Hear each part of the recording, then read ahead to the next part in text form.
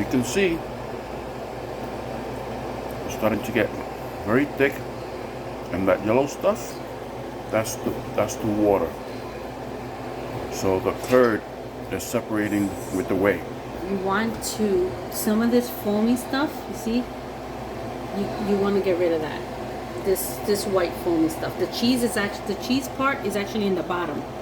This is just a foam that is not the cheese that you want to kind of get rid of. Oh, okay. So the cheese starts going down and the liquid goes up. Oh, okay. So you can take this out and you want to throw that out. Sorry. So this is just foam from the Milk Boiling Hot. So now it's separated pretty much all that it was going to separate. As you can see, the cheese is actually already in the bottom. So now you're gonna turn it off. And you're gonna let it sit for an hour to an hour and a half.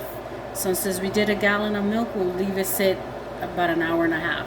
And then that's now when we start forming the cheese. A little bit more that foamy stuff there.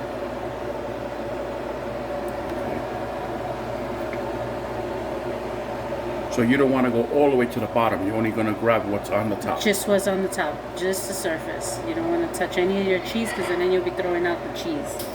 See? It's just a little bit of this foamy stuff. But you'll still come off because we're not going to use it.